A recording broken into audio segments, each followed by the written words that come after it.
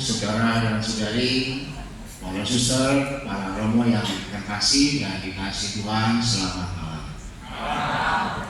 Karena Romo Ginting sudah mengutip kitab suci, Romo Haji mengutip kitab suci, saya mengutip kutipan saya dulu.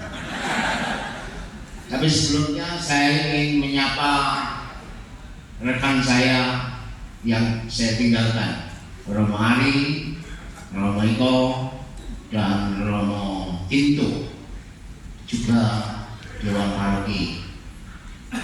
Setelah saya berpisah, saya baru bisa merasakan ternyata kita sangat bersaudara. Jadi tepuk tangan untuk mereka. Karena hari ini mereka begitu lengkap. Jarang-jarang saya dihantar dengan kelengkapannya yang luar biasa. Moga-moga kalian rindukan saya. Tomang adalah paroki besar. Besar jumlah umatnya, besar gerejanya, besar sumber dayanya, besar pula masalahnya. Ketika diminta provinsial atau Karmel untuk pindah dari Meruya ke Tomang, saya bertanya, Romo provinsial, Romo pasti tahu saya ini seperti apa. Secara luar dengan Romo pasti tahu. Apakah Romo tidak salah pilih untuk ditugaskan di Tomang? Provinsial hanya menjawab, saya minta tolong supaya Romo mau dipindah.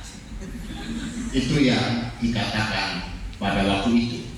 Kemudian malam harinya saya berdoa semalam-malaman, merenung dalam sepi.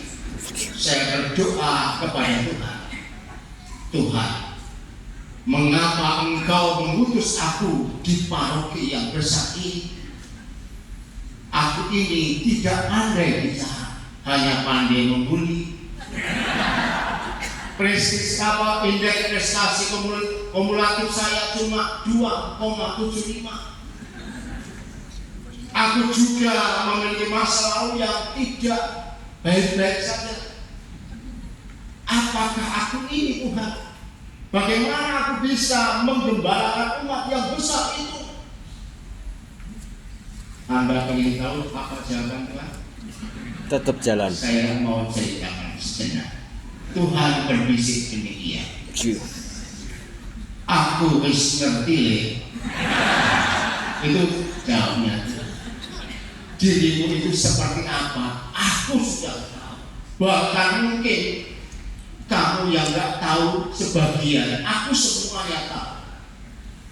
Justru karena itu, kamu harus makin kecil dan tanpa apa-apa, serta tidak bisa apa-apa. Itu yang dikatakan Tuhan. Kamu harus tetap lemah dan miskin, agar anugerah dan kasih setiaku mencukupkan kamu di paroki yang besar itu. Besar katanya orang, tapi belum tentu besar imannya. Dia katakan demikian. Udahlah, jangan banyak protes, yang penting kamu berangkat. Kemudian pagi-pagi saya tidak bangun karena belum sempat tidur. Saya ikut Ekaristi. Kemudian dalam Ekaristi saya berpikir-pikir dan memang saya sadar kalau saya memang bukan apa-apa, bukan siapa-siapa. Tanpa saya, paroki yang besar ini barangkali akan terus berjalan dan tetap berjalan. Tidak perlu dengan saya. Bahkan bisa jadi saya menjadi beban bagi kebesaran paroki ini. Bisa jadi demikian. Saudara dan saudari, Bapak Ibu akan kecewa bila telah memiliki frame tentang kepemimpinan paroki itu akan seperti ini dan seperti itu, dan ketergantungan pada sosok pastor yang model kayak saya ini. Anda pasti akan kecewa. Sebelum kecewa, alangkah baik jika Anda semua sebagai orang beriman berdoa bagi saya yang lemah ini, yang terbatas ini, supaya hanya kasih karunia anugerah dan kuasa Allah saja yang terjadi, yang tampak dan yang menembus ulu hati. Akhirnya saya tidaklah penting bagi paroki ini dalam pengembalaan di paroki yang besar ini. Yang terpenting adalah apakah suara dan kehendak Tuhan sungguh-sungguh menjadi tongkat penuntun dalam peziarah kita sebagai paroki di Tomak ini. Kalau hanya bermula dari saya dan kata-kata saya, kita pasti akan tersesat.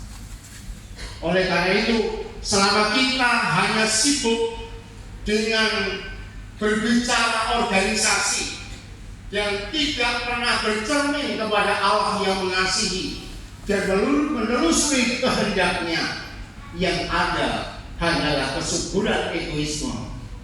Dan kemudian ketika hal itu terjadi, kita bukan gereja Kristus, tetapi kepingan-kepingan sektarian yang justru menjadikan gereja makin sunyi dalam keadilan, damai dan cinta, tetapi ramai dalam hiruk-pikuk pertengkaran yang tidak perlu menuju kebangkrutan rohani. Sejarah kelam dalam gereja telah memberi pelajaran penting untuk kita, agar kita hanya mau mendengarkan suara Tuhan dan menelusuri kehendaknya saja. Barangkali kali ini Anda akan dipimpin oleh orang yang tidak kompeten, tapi ingatlah, moga-moga Tuhan memakai dubur ayam sebagai sesuatu supaya telurnya bisa keluar. Kalau ayam tidak punya dubur, berarti telur tidak akan keluar. Dan ketika ternyata telur sudah jadi telur, Anda makan lupa dubur ayam. Itu yang seringkali terjadi. Oleh karena itu, sekali lagi, saya tidaklah penting dalam konteks ini, tapi yang terpenting adalah apakah kehendak Tuhan memang menjadi pergulatan kita sepanjang waktu. Demikianlah sambutan saya. Semoga saya menjadi salah satu bagian dalam ziarah paroki Tomang menuju tanah air terjanji, yaitu kerajaan Allah. Tuhan memberkati kita.